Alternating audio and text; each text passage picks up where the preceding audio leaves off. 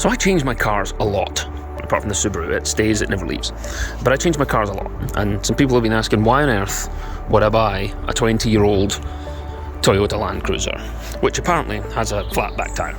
Now, I've always liked these cars, but I'm quite a vain person and I didn't want to drive around in rusty old scrap, so I bought a Q7 and hated it.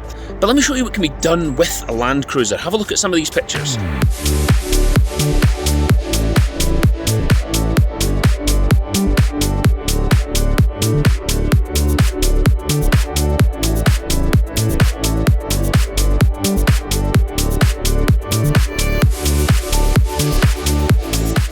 I had the Q7 for about 6 months.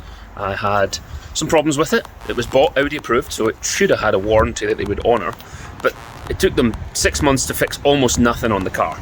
And I was going to be left holding the bill if something seriously went wrong. So I'm a bit jaded about Audis. But I bought this because if you look on the internet and they think, well, what is the most reliable car that you can get? People lean towards Toyotas and Japanese cars. But let me do a comparison between this thing and the Q7 that I've just gotten rid of, and that'll give you an idea why I changed it. So first of all, talk about the power. This thing has 201 horsepower and the Q7 had 240, so it's less powerful. 400 pound-feet of torque in the Q7 and 317 in this, so it got less torque. And that means the 0 to 60 time, it's about 4 seconds slower, so 11.1 in this, 7.6 in the Q7, and it does worse MPG. This will maybe do 26 miles to the gallon, whereas the Q7 would maybe do 38 according to the ratings. This is more expensive on road tax. This is £340 versus the £315 that the Q7 had. But there are some benefits. The main things that I do with a big car, because I have a spare car, I've got the Golf, that's my normal run into the shops, and my wife uses it. So what do I do with a big car? Do a lot of towing, we go camping in it, we do drift days, and it's a backup car really for, like, if there's something wrong with the Golf or it's in for service, I need a backup car. And I'll use it to move large objects, or in some cases large people, back and forward. So if that's what I need for a car, the Q7 was completely wasted on me, and it was about to become very expensive. So why the Landcruiser? Well, reliability first of all. Everyone says they're reliable, and yes, things go wrong because it's 20 years old, but broadly speaking, everything about them is known. Next, and the biggest point, is the price. I paid £5,700 for this, and I paid £27,500 for my Q7, and I like this a lot more. This has a better turning circle. 11 metre turning circle, 12.5 metres in the Q7. This can tow more, it can tow 3,500 kilograms. And the Q7 can only tow 3,200. This is heavier, 2,500 kilograms, and the Q7 was 2,300, so this is heavier, which should in theory make it easier to tow with. It's also much smaller than the car that's been replaced. This is 4.9 metres long, Q7's 5.1, and this is 1.94 metres wide, and the Q7 was 2.18 metres wide. So if you're my wife and you're required to park this thing, first of all, you don't have to worry about it because it cost a fifth of what the Q7 did, but it's also smaller, so it's easier to park. It's higher, it's got better visibility, it has more window space because it doesn't have very wide A-pillars, so you can see out of it a lot better, and the headroom is better because it's a big square. But if you think about my reasons for having this car, the biggest reason is at the back. The Q7 has 775 litres of capacity, and it's the biggest thing that Audi make. This thing has 1,318 litres of capacity. It is cavernous. You can fit in an upright washing machine in the back of this without any problem. And when the seats fold forward, it's another 200 litres bigger than the Audi is. But the tailgate is the other reason why. When I borrowed Big Dave's C-Crosser for a few weeks when I was between cars, I found the tailgate was brilliant. I was using it all the time. Especially when you need a practical camping car, drift days, you need somewhere to sit. Driftland, you can watch the cars coming by.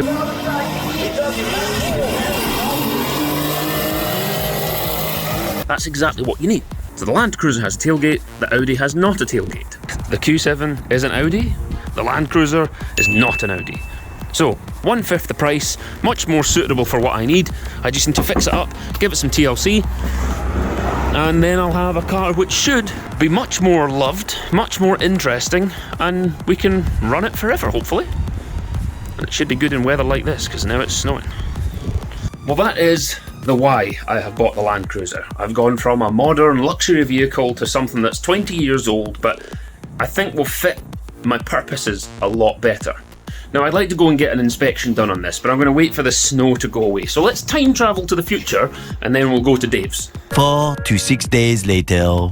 Well, it's been raining solid for about a week and a half since we got this Landcruiser, but now it's dry, or at least it's not raining anymore, so let's go to Dave's, get it up on the ramps, and have a look at the bushes and ball joints and see if we can find out where all the squeaks and rattles are. Well, you sit down, you put your key in, the electric steering wheel moves out to greet you, the car starts with the turn of a key because it's got a twin battery system. Waiting for pairing. The stereo is ancient, so I've got a Bluetooth adapter. The glove box has been removed because I'm going to run some wiring, but everything works in this car apart from the memory seats because I think the switch is knackered. So this will be brilliant for our requirements. We can put some large people in the back, we can put some large stuff in the boot, and I think we'll be quiet, and I'm not going to pay a huge price in terms of fuel economy or tax because I'm already used to running big expensive things. So we are at 150,000 miles, I think. 149,000 miles, almost 150,000, and there's lots of life left in this car yet. Right, let's get a look underneath. So basic ball joints, gonna check both sides. I know I'm lifting the whole fucking... Get it into some steel work I really just need to see. and see if you get any movement. No, that's absolutely solid. So you check both sides. And then we've got lower control arm bushings. Mostly it's the metal that's bending as opposed Okay. to... Actually, the inside of those mounts looks pretty good as well as far as rust goes. That's good news. Front diff. Right, that's fucked. Alright, cool. That is what... Oh, baby. Right, I wouldn't want that much planer. Anything. How much is there side to side?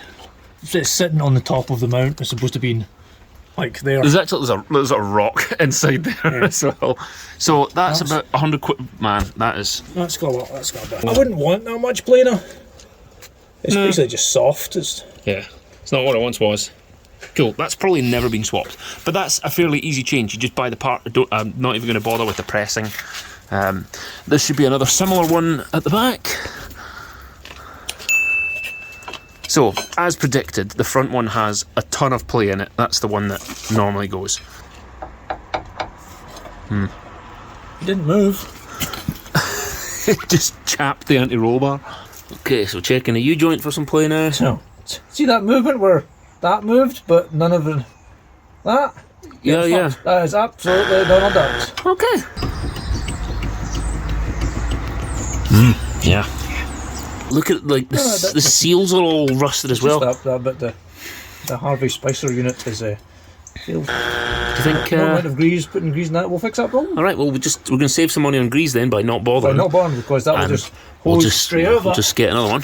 That's what I think is all right. But hey, if you've taken off to do one, yeah, might as well do both.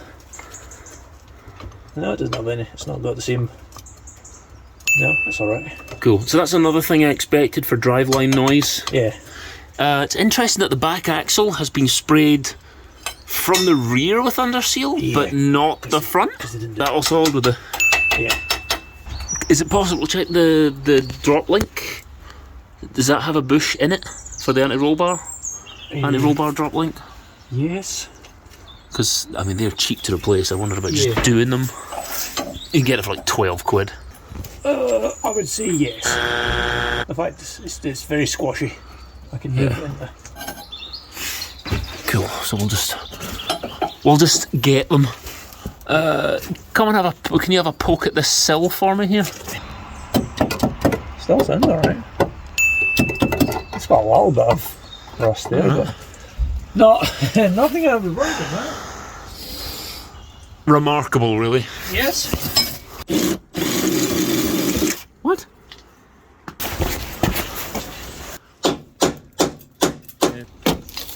don't know how much. So it's got side-to-side play. It squeaks. Yeah. All of that right there. Oh baby. But Toyota sell this plate off the diff. They sell the plate. Oh, I see. But I don't know if you can get to that without... Oh yeah, look at all this shit you'd have to take off to get at the bolts. Plan is, get it loose enough so that we can drop this down fucking somehow, I don't know. No. That's how the man on the internet did it. Drop it. And then he was able to get a clamp in here Okay. and press out the insert, because you can buy the insert now from Fabest. Okay. So rather than having to replace the Toyota Yeah. backplate, you can replace that insert, but it's air chisel and pain to get it out. I discovered that these are called Zirk fittings because the man that invented them, his name was Mr. Zirk. Donald Zirk. It might have been Donald, I don't know. Oh, I can hear it now. piston movement. You see it? Can you hear it?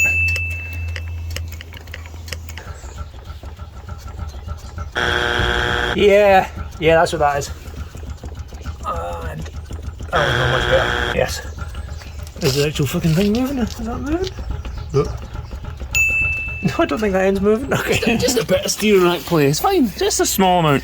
Dave is right now looking for torsion bar. There's a 30mm socket on there. So the plan is to crank that clockwise to raise the vehicle, and that will help with the massive overpressure that we have in the hydraulic suspension right now. So Dave is going to crank this clockwise to... We're just doing a rough increase to the torsion bars here. Winding them up 1.5 turns. Yeah, there we go. Which should leave the suspension higher and less reliant on oil pressure to keep the system up, and more mechanical lift from the torsion bars.